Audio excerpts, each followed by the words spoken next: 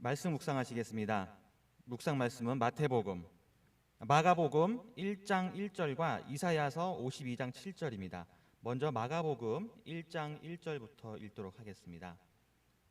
마가복음 1장 1절입니다. 하나님의 아들 예수 그리스도의 복음의 시작이라. 다음은 이사야 52장 7절 말씀입니다.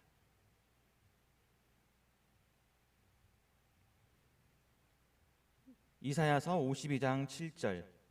좋은 소식을 전하며 평화를 공포하며 복된 좋은 소식을 가져오며 구원을 공포하며 시온을 향하여 이르기를 내 하나님이 통치하신다 하는 자의 산을 넘는 발이 어찌 그리 아름다운가. 아멘. 이 시간 오늘 제목은 구약의 복음, 하나님이 통치하신다라는 제목으로 전도사님 말씀 전하실 때 많은 은혜 받으시기 바랍니다.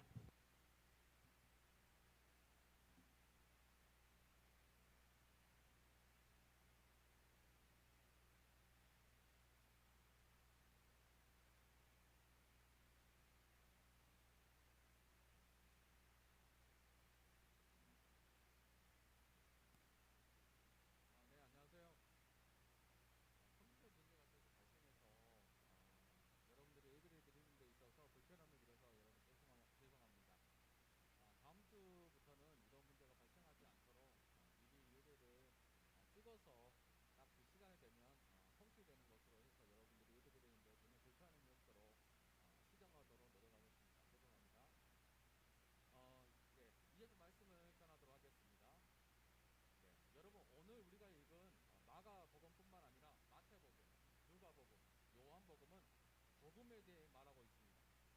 그래서 이 네 권의 책을 사복음서라고 부를 정도로 성경은 복음에 대해 말하고 있는 하나님의 말씀입니다.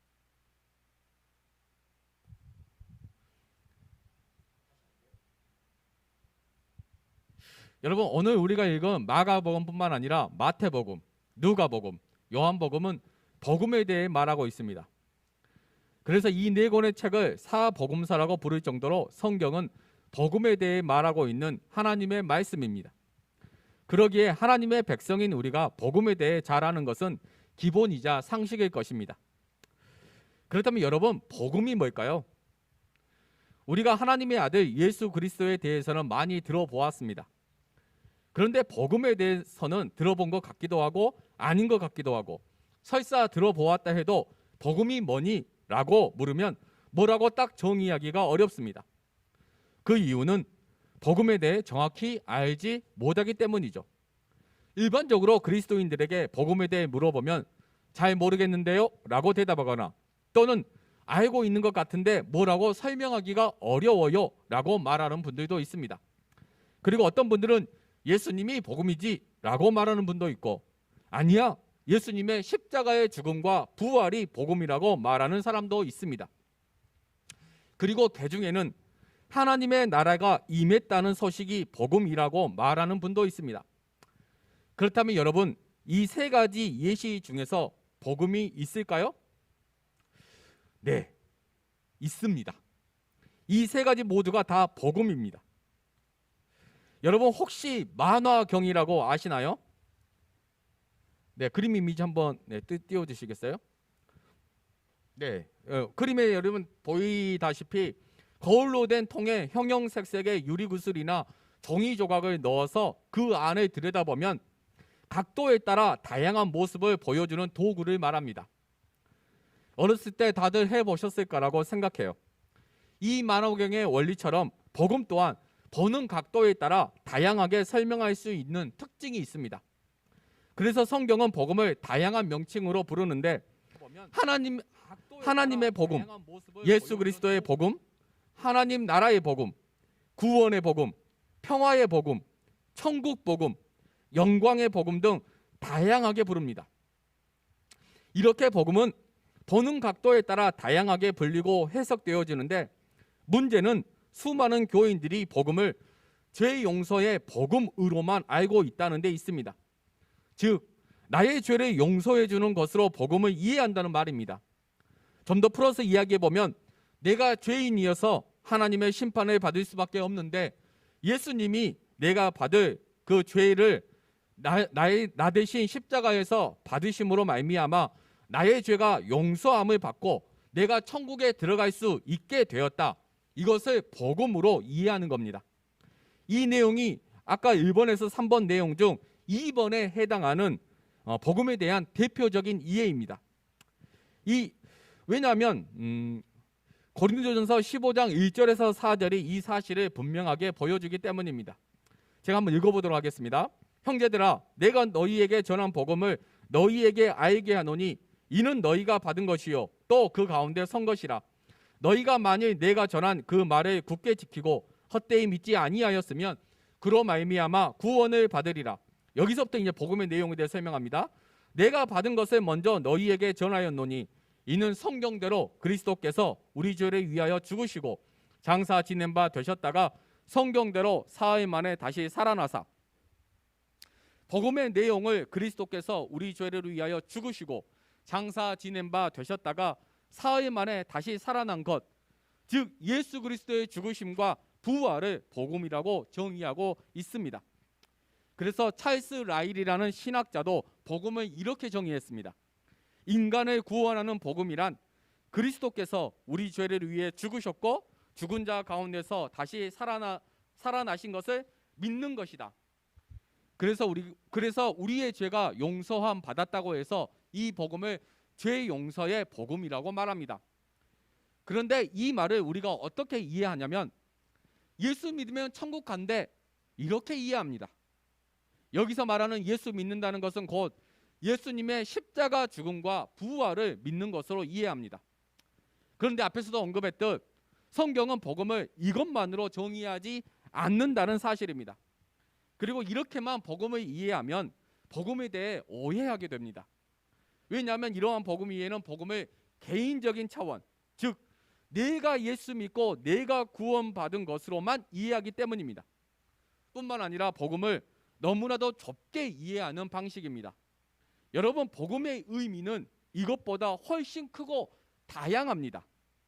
복음과 관련하여 우리 그리스도인들이 복음에 대해 크게 세 가지를 오해하고 있는데, 제가 이번 주와 다음 주에 복음에 대해 말씀을 전하면서 이 세 가지를 언급하도록 하겠습니다. 첫째는 복음을 죄 용서의 복음, 즉 예수님의 십자가 죽음과 부활의 믿음으로 천국행 티켓을 따는 정도로만 이해하는 겁니다. 둘째는 복음을 개인적인 차원으로 이해하는 겁니다. 그리고 셋째는 복음을 나의 기쁜 소식으로만 이해하는 겁니다. 이 세 가지가 틀린 말은 아니지만 그렇다고 완전히 맞는 말도 아닙니다. 특별히 예수 그리스도의 십자가의 죽음과 부활은 복음의 핵심이라고 말할 정도로 복음에 있어 아주 중요하지만, 그럼에도 복음은 이보다 훨씬 더 크고 광범위한 개념을 가지고 있다는 사실입니다. 이 세 가지를 염두에 두고 이제 복음에 대해 구체적으로 살펴볼 텐데, 마가는 1장 1절에서 복음을 이렇게 정의합니다. 현대인의 성경을 읽어보겠습니다. 하나님의 아들 예수 그리스도에 대한 기쁜 소식의 시작이다. 마가는 복음을 예수 그리스도에 대한 기쁜 소식으로 정의하고 있습니다. 이 말은 곧 복음은 1차적으로 우리에 대한 기쁜 소식이 아니라 예수 그리스도에 대한 기쁜 소식이자 동시에 예수 그리스도가 곧 복음이라는 말입니다. 그래서 우리가 복음하면 예수님이 자동적으로 떠오르는 것은 복음에 대한 올바른 태도일 것입니다. 또한 마가복음 1장 15절에도 이르시되 때가 찼고 하나님의 나라가 가까이 왔으니 회개하고 복음을 믿으라. 여기서 말하는 복음을 믿으라는 말은 예수 그리스도를 믿으라는 말입니다. 하지만 예수 그리스도의 십자가의 죽음과 부활만을 믿으라는 말이 아니라 예수 그리스도 자체, 곧 그분의 인격과 사역 전부를 믿으라는 말입니다. 여러분, 예수님을 믿는다는 것은 그분의 인격과 사역을 믿는 것을 말합니다. 여기서 예수님의 인격을 믿는다는 것은 그분이 그리스도이시고 하나님의 아들이시고 창조주이시고 성육신하신 분으로 그분의 신분 또는 성품을 믿는 것을 말합니다. 그리고 그분의 사역을 믿는다는 것은 그분이 행하신 모든 일을 믿는 것으로, 예를 들면 우리를 대신하여 십자가에서 죽으시고 3일 만에 부활하신 것을 믿는 것을 말하고, 또한 하나님의 말씀을 가르치시고 병자를 고치신 것을 믿는 것을 말하고, 그리고 귀신을 쫓아내시며 하나님 나라를 이 땅에 임하게 하신 것 등 그분이 하신 모든 일을 믿는 것을 말한다는 겁니다. 이것을 다 믿어야 여러분 예수님을 믿는 것입니다. 그래서 복음을 이렇게 이해하면 좋습니다. 예수 그리스도 자체가 복음이다. 복음을 믿는다는 것은 곧 예수 그리스도의 인격과 사역을 믿는 것이다. 그리고 그 복음의 핵심에는 예수님의 십자가의 죽음과 부활이 있습니다. 그림 이미지 한번 띄워주시겠어요?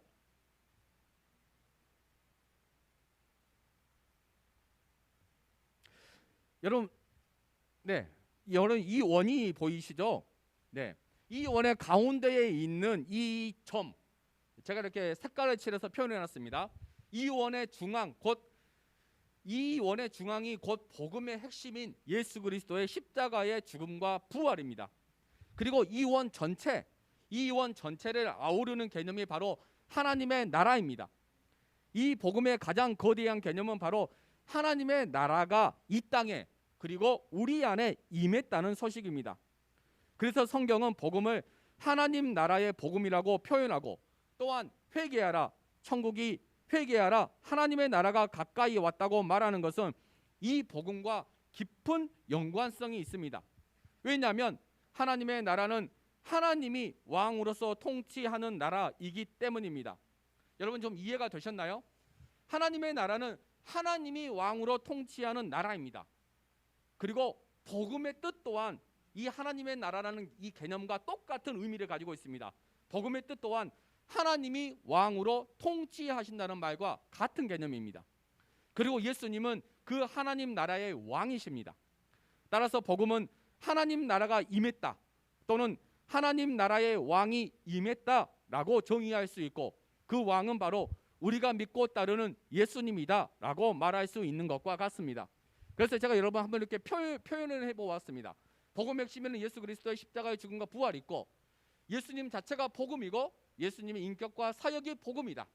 그리고 복음에는 여러 가지 종류가 있는데 구원의 복음이 있고 평화의 복음이 있고 영광의 복음이 있고, 아까도 제가 전반부에 말씀드렸던 다양한 복음이 있습니다. 그리고 이 전체가 다 하나님 나라 개념이다. 복음과 하나님의 나라는 거의 똑같다고 말할 수 있을 만큼 아주 밀접한 관계가 있다. 그리고 하나님 나라의 핵심, 복음의 핵심에는 예수 그리스도가 있다. 그래서 작은 글씨로 제가 이렇게 다 써놨는데 혹시 보이실지 모르겠어요. 네. 그래서 이렇게 이해하시면 되고, 이제부터 복음에 대해 제가 구체적으로 알아볼 텐데, 먼저 복음이라는 단어는 헬라어로 유앙겔리온입니다. 이 유앙겔리온은 영어로 굿뉴스 또는 가스펠이라고 부르는데, 한글로는 기쁜 소식, 복된 소식, 아름다운 소식을 의미합니다. 그리고 이 복음이라는 단어가 사용된 구약의 가장 대표적인 구절이 오늘 우리가 읽은 이사야서 52장 7절 말씀입니다. 제가 한번 읽어보도록 하겠습니다. 좋은 소식을 전하며 평화를 공포하며 복된 좋은 소식을 가져오며 구원을 공포하며 시온을 향하여 이르기를 내 하나님이 통치하신다 하는 자의 산을 넘는 발이 어찌 그리 아름다운가. 그리고 대표적인 구절 하나 더 읽어보도록 하겠습니다. 이사야서 40장 9절에서 10절에도 아름다운 소식을 시온에 전하는 자여 너는 높은 산에 오르라. 아름다운 소식을 예루살렘에 전하는 자여 너는 힘써 소리를 높이라. 두려워하지 말고 소리를 높여 유다의 성읍들에게 이르기를 너희의 하나님을 보라 하라.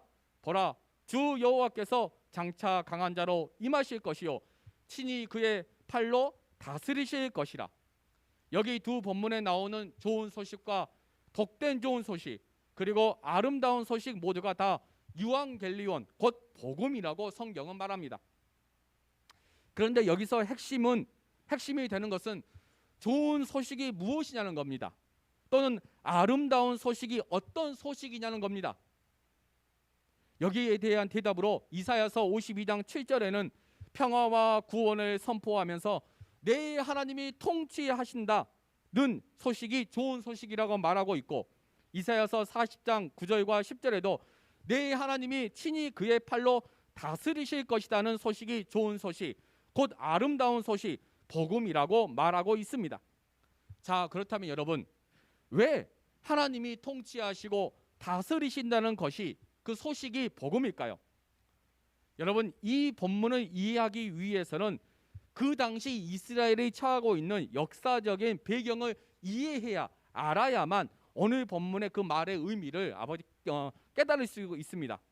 여러분, 그 당시를 생각해 보면 원래 이스라엘은 수많은 나라들 중에 유일하게 하나님으로부터 선택받은 민족이었습니다.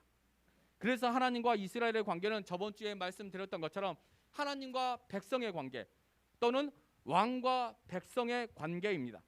그 이유는 고대 사회는 현대 사회와 같이 민주 사회가 아니라 왕이 다스리는 왕정 국가였기 때문입니다. 따라서 하나님이 왕으로서 이스라엘을 통치하고 다스렸습니다. 그래서 이스라엘을 신정 국가라고 불렀는데 그 의미가 신이 다스리는 국가라고 해서 불려진 이름이 바로 신정 국가입니다. 이사야서 43장 15절에 보면 나는 여호와 너희의 거룩한 이요 이스라엘의 창조자요 너희의 왕이니라. 이 말씀이 바로 이 말의 참 의미입니다.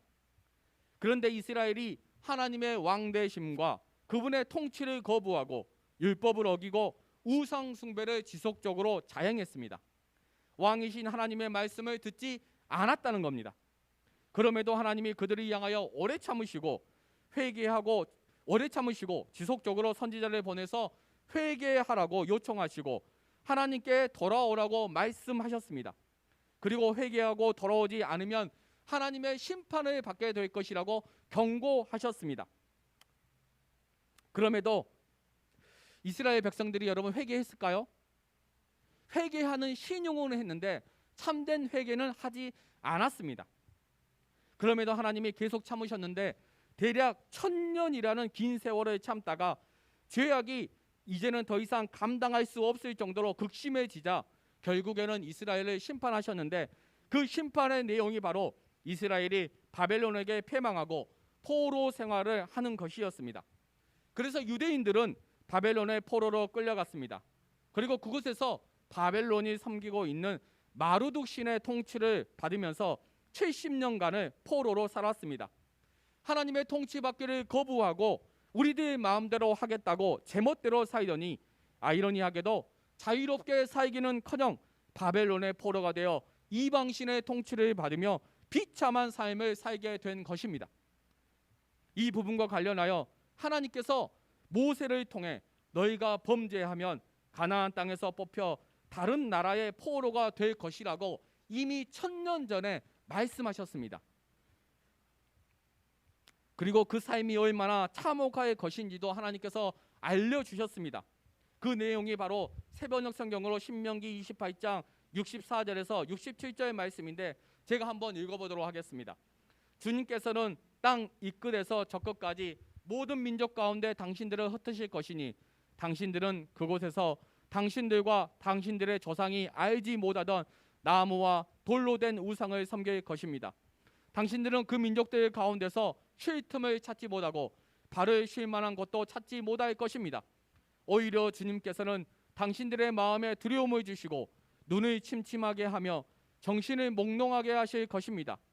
당신들은 언제나 생명의 위협을 느낄 것이며 밤낮 두려워하여 자신의 목숨을 건질 수 있을지조차도 확신할 수 없을 것입니다.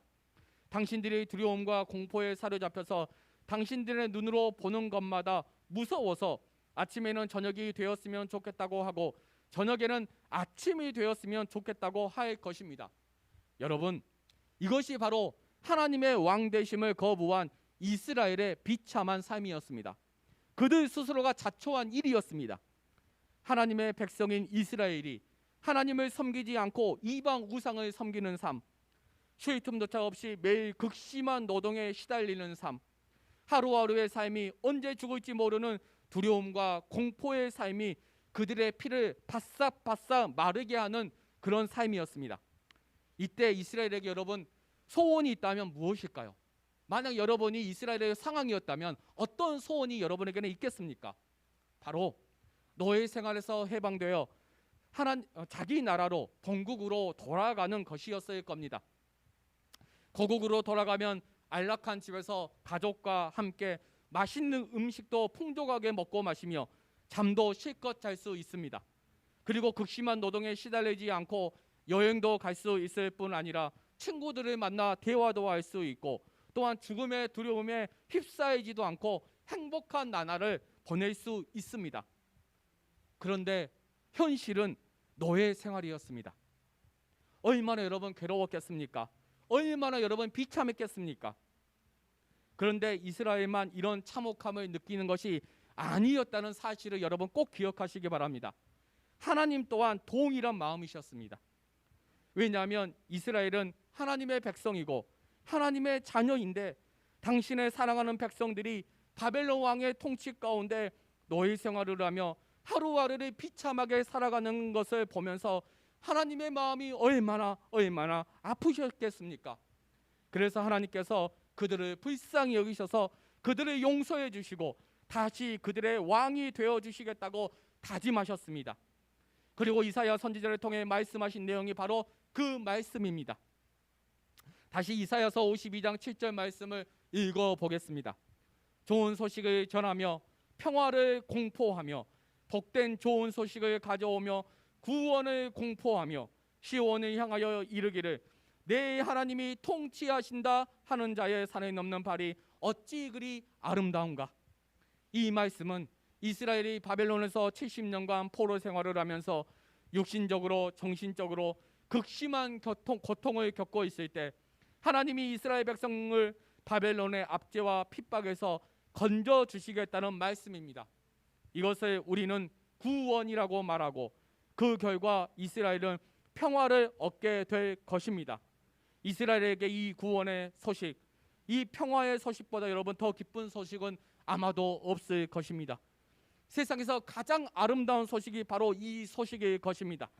말로 표현할 수 없는 기쁨의 눈물이 주르르 흘러내리고 모든 이스라엘 백성들이 서로 부둥켜 안으며 환희의 함성을 질렀을 것입니다. 여러분 상상해 보십시오. 비참한 노예 생활에서 이제는 내가 포로에서 자유케 되어 내 고향, 내 집이 있는 곳으로 돌아갈 수 있다고 생각하면 얼마나 여러분 기쁘겠습니까?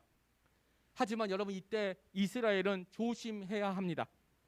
내가 구원받았고 내가 평화를 얻었으니 이제 하나님은 필요 없어. 내 뜻대로 내가 원하는 대로 내 마음대로 살 거야 라고 한다면 어떻게 될까요? 여러분 좋을까요? 정말 행복할까요?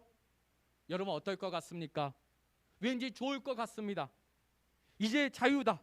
이제 내 마음대로 내가 원하는 대로 아무거나 다 할 수 있다. 그런데 여러분 실상은 그렇지 않다는 사실입니다. 왜냐하면 지금 이 지역은 중동인데 바벨론은 지금으로 말하면 이스라엘입니다. 이라크입니다. 이라크에서 이스라엘로 돌아가려면 그 주변의 민족이나 부족들을 통과해야 하고 그 과정에서 도적대들을 만날 수 있습니다. 그럼 그들이 이스라엘을 가만히 둘까요?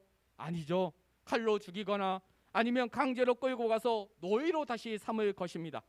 뿐만 아니라 그곳 중동은 대부분이 사막입니다. 물도 없고 먹을 것도 없고 입을 옷도 없습니다. 그리고 낮에는 엄청 덥고 밤에는 무지 춥습니다. 하루만 사막에 있어도 다들 죽고 말 것입니다. 이런 상황에서 이스라엘이 우리는 구원을 받았으니 하나님께 이제 더 이상 우리에게 간섭하지 마세요. 우리는 우리가 알아서 살게요 라고 말하는 것은 곧 나 사막에서 죽을래요 또는 나 다시 노예가 될래요 라는 말과 똑같은 의미라는 사실을 여러분 꼭 기억하시기 바랍니다. 참된 자유는 하나님 안에서만 누릴 수 있습니다. 하나님을 떠나서는 참된 안식을 누릴 수 없습니다. 이 사실을 너무나 잘 아셨던 하나님은 이스라엘을 구원하신 후 이제부터 너희들 알아서 살아 라고 말하지 아니하시고 그들을 외면하거나 떠나가지 아니하시고 너희의 왕이 되어 너희를 통치해 주시고 다스려 주시겠다고 말씀합니다.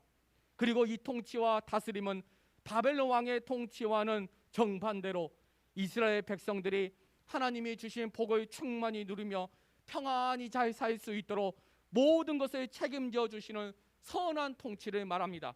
예를 들면 다른 주변 나라들의 칼이나 창으로부터 그들을 보호해 주시겠다는 말이고, 먹을 것이 전혀 없는 그 사막에서 그들에게 먹을 음식을 공급해 주시고 물을 풍성히 주시겠다는 말입니다. 그리고 낮에는 구름 기둥으로 밤에는 불 기둥으로 그들을 더위와 추위로부터 지켜주시겠다는 말씀입니다.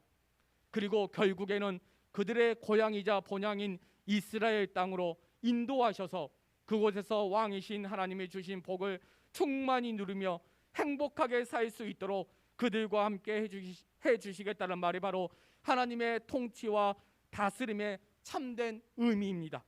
그래서 이 소식이 그들에게 엄청난 복된 소식이고 아름다운 소식인 이유가 바로 여기에 있습니다. 그럼에도 불구하고 우리들은 하나님의 선한 통치와 다스림을 받는 것에 대해 강한 거부감이 있습니다. 왜냐하면 우리 안에 죄성이 있기 때문이고, 다른 하나는 사단이 그렇게 속이기 때문입니다. 사단은 우리에게 말합니다. 야, 너 하나님 말씀 듣지 마. 너 마음대로 자유롭게 살아. 너가 하고 싶은 대로, 네가 원하는 대로 사는 거야. 하나님의 통치를 받으면 귀찮아. 너의 자유를 억압하는 통치야라고 계속 우리를 속입니다. 그런데 결과는 정반대라는 사실을 여러분 꼭 기억하셔야 합니다. 여러분, 하나님의 통치를 받으면 복을 받지만 반대로 하나님의 통치를 거부하면 사단의 통치를 받기 때문에 비참한 삶을 살아갈 수밖에 없다는 사실을 꼭 기억하시기 바랍니다. 오늘 본문이 그 사실을 분명하게 말씀하고 있습니다. 여러분, 이 내용을 우리의 삶으로 가져와 보면 바로 이런 말씀입니다. 아담이 하나님의 말씀에 불순종해서 죄가 이 세상에 들어왔고, 이 죄가 모든 사람들을 포로로 삼아 왕노를 했습니다. 그래서 로마서 5장 17절에 보면 한 사람의 범죄로 말미암아 사망이 그 한 사람을 통하여 왕노릇하였은즉, 바로 이게 그 말씀입니다. 그래서 모든 인간은 사단의 통치를 받으며 죄의 노예가 되어 비참한 삶을 살아갈 수밖에 없는 신세였는데, 하나님께서 저와 여러분을 너무 사랑하셔서 우리 죄를 당신의 하나뿐인 예수님에게 다 뒤집어 씌우심으로 말미암아 우리를 사단의 통치로부터 건져내서 하나님의 나라의 백성, 곧 하나님을 왕으로 모시며 하나님의 통치와 다스림을 받는 존재로 우리의 신분을 변화시켜 주셨다는 말씀입니다. 여기서 여러분, 핵심은 바로 하나님이 우리를 왕으로서 통치하신다는 사실에 있습니다. 그리고 이 통치는 하나님이 여러분의 인생을 책임지시고 가장 선하고 아름다운 길로 인도하시는 복되고 아름다운 통치인 것입니다. 그러기에 이것이 복음, 즉 기쁜 소식이고 아름다운 소식인 까닭이 바로 여기에 있습니다. 여러분, 행복하고 싶죠? 여러분, 아름다운 인생을 살고 싶죠? 그렇다면 이 복음을 믿고 하나님의 통치를 받으십시오. 그러면 반드시 하나님이 여러분을 복되게 해 주실 것입니다. 하나님이 그렇게 말씀하셨고 하나님이 그렇게 언약하셨기 때문입니다. 그렇다면 하나님의 통치를 받는다는 것은 여러분 무엇일까요? 여러분, 짧게 간단하게 말씀드리면 구약적인 표현으로 말하면 십계명, 곧 율법을 지키는 것입니다. 그리고 신약적으로 표현하면은 마태복음 22장 37절에서 40절 말씀처럼 하나님을 사랑하고 이웃을 사랑하는 삶입니다. 하나님을 사랑하고 이웃을 사랑하는 삶이 곧 하나님의 통치를 받는 삶입니다. 그리고 하나님의 말씀에 순종하는 삶입니다. 착한 행실을 통해 빛을 발하는 삶입니다. 이것이 바로 하나님의 통치와 다스림을 받는 복음의 참된 의미이자 그리스도인들의 참 모습이라는 말입니다. 이제 결론을 짓고 말씀을 마치겠습니다. 구약 성경은 복음을 바벨론에서 구원받은 것만으로 정의하지 않는다는 사실을 여러분 꼭 기억하시기 바랍니다. 이스라엘이 바벨론으로부터 구원받는 것도 복음이고 그 결과 평화를 얻은 것도 복음이지만, 구약에서 말하는 복음의 완성은 구원받은 하나님의 백성이 하나님을 왕으로 모시고 그분의 통치와 다스림을 받는 데까지 가야 그것의 복음, 곧 기쁜 소식, 아름다운 소식이라고 말한다는 사실입니다. 그리고 복음대로 살 때 인간은 가장 행복해질 수 있고 가장 완벽한 삶을 살 수 있다는 말입니다. 여러분, 이 사실을 마음속에 꼭 기억하시고 하나님을 왕으로 모시어 그분이 주시는 복들을 충만히 누리며 가장 아름다운 삶을 살아가는 우리 수의동교회 중고등부가 되시기를 간절히 기도하겠습니다. 제가 기도하겠습니다. 하나님 아버지 감사합니다. 아버지 하나님께서 우리에게 복음, 우리에게 기쁜 소식, 복된 소식, 아름다운 소식을 우리에게 전해 주셨습니다. 하나님, 원래 우리는 하나님 아버지 앞에 범죄함으로 말미암아 하나님의 심판을 받을 수밖에 없는 죄인이었는데 예수님께서 우리 대신 하나님의 심판을 대신 받으심으로 말미암아 우리가 이제는 하나님의 나라에 들어갈 수 있는 복된 하나님의 자녀들이 되게 해 주셨습니다. 그런데 하나님, 우리는 하나님의 구원을 받았고 평화의 소식을 받았는데 이제는 우리 마음대로, 우리 뜻대로, 우리 생각대로, 우리가 원하는 대로 살려고 하는 그런 마음들이 너무나도 강합니다. 하나님, 복음은 하나님께서 우리의 삶의 왕으로 임재하셔서 우리를 통치하시고 다스리는 데까지 가야 그것이 복음이라고 성경은 말하는데, 내가 구원받았으니, 내가 평화를 얻었으니 이제는 내 마음대로 살 거야 라는 그런 잘못된 아버지, 우리가 복음에 대한 이해를 가지고 살아왔습니다. 하나님, 이제부터라도 아버지, 우리 중고등부 친구들과 우리 선생님들과 제가 하나님의 그 복음, 예수 그리스도의 그 복음을 마음 가운데 새기고 하나님을 왕으로 모시고 하나님의 선한 통치와 아름다운 통치를 받으며 살아가는 우리 모두가 되게 하여 주시옵소서. 그리하여 이 땅에서 살 때에 하나님이 주시는 그 놀라운 복들과 아버지 하나님, 하나님이 주시는 마음의 평강들을 누리며 아버지, 이 땅에서도 하나님 나라 천국의 삶을 살아가는 우리 모두가 되기를 간절히 기도합니다. 하나님 도와주시고 우리를 통하여 영광 받아 주시옵소서. 예수 그리스도의 이름으로 감사하며 기도했습니다. 아멘. 동원하겠습니다.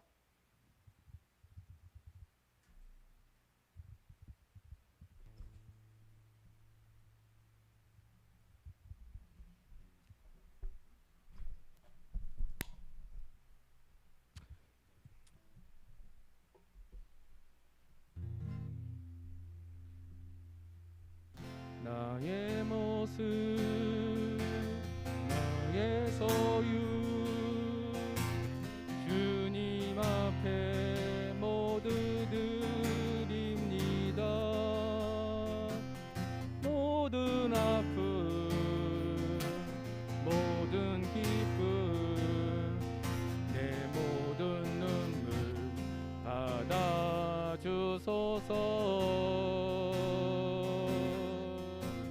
나의 생명을 드리니 주 영광 위하여 사용하옵소서. 내가 사는 날 동안에 주를 찬양하며 기쁨의 제물 되리. 나를 받아주소서.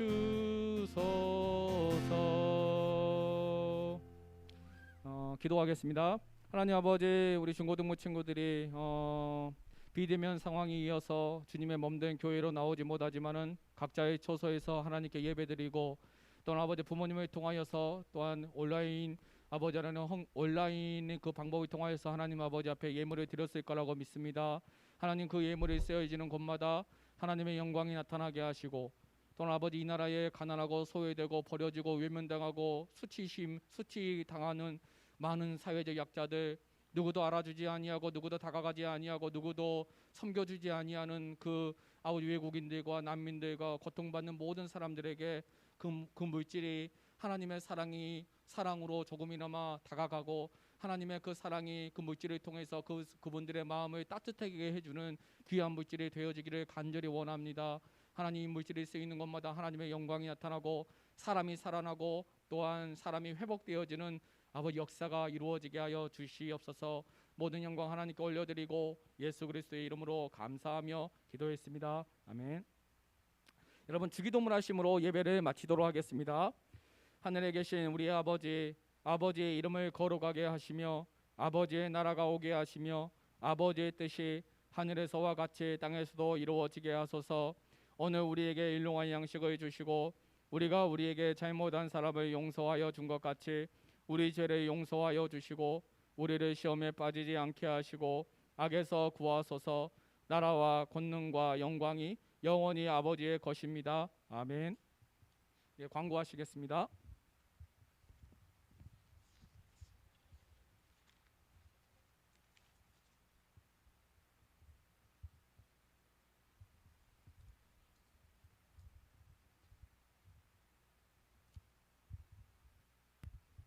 네, 할렐루야. 하나님 여러분을 사랑하십니다. 각 가정에서 예배 드리시는 중이신데요. 네, 예배에 꼭 빠지지 않고 잘 드려주시면 감사하겠고요. 각 반 선생님들께서는 우리 아이들, 각 반 학생들 출석 체크 꼭 해주시기 바랍니다. 그리고 예배 영상 예배지만은 예배 끝난 이후에도 우리 아이들과 함께 좀 소통하시고 단톡방들 각 반별로 있는 걸로 알고 있는데 그 단톡방 내에서 같이 좀 소통하시고 아이들 어떻게 지내는지 근황 같은 것들도 좀 파악하시면 좋을 것 같고요. 그 파악된 내용들은 저희 전사님이나 이렇게 같이 좀 공유했으면 좋겠습니다.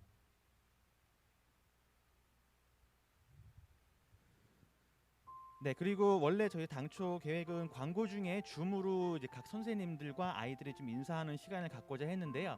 지금 약간 좀 시스템적인 부분들이 문제가 좀 있어서 오늘은 그 부분이 진행이 안 될 것 같고요. 저희가 잡을건 그 시스템이나 이런 프로그램들 좀 관련해서 다시 한번 좀 고민을 해보고 다른 방법들을 강구해서 아이들과 소통할 수 있는 인사할 수 있는 시간을 좀 갖도록 하겠습니다. 코로나 정부 지침으로 인해서 다음 주 17일까지는 이런 식으로 예배를 계속 진행을 할 거고요. 지금 뭐 오늘 같은 경우도 조금 진행이 매끄럽지 않은 부분들이 있었는데 토요일 날이나 이렇게 조금 더 보완을 해가지고 그 부분들이 매끄럽게 진행될 수 있도록 하겠습니다. 이상 광고 마치도록 하고요. 다음 주까지도 모두 한번 건강한 모습으로 다시 만났으면 좋겠습니다. 감사합니다.